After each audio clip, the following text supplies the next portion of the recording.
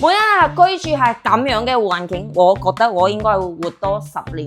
坦洲嘅第一個第4代住宅，5萬蚊就可以攞低呢一套豪中嘅126個平方，豪中4房。我唔講呢個係126個平方，你係咪會以為係150個平方啊？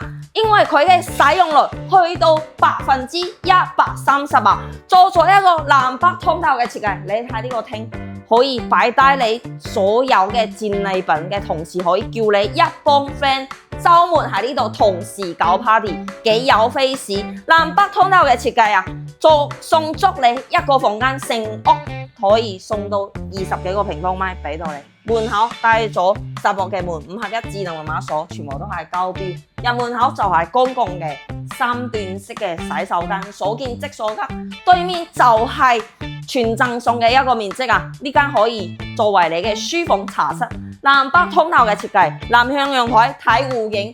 對面呢個陽台可以作為你洗衣籠曬嘅位置，非常 OK 啊！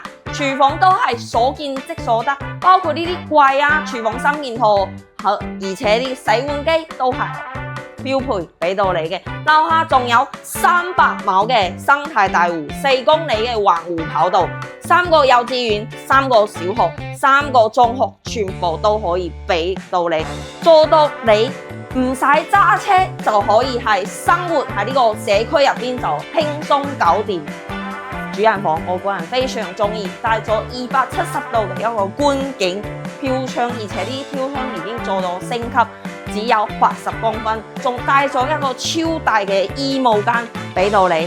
女主人可以擺低你所有嘅衫以及手袋都係 OK， 仲帶有陶瓷，陶瓷入邊呢，total嘅衛浴馬桶都係交付標準啊，非常 OK。我實在係唔夠膽諗住喺呢度會有幾舒服。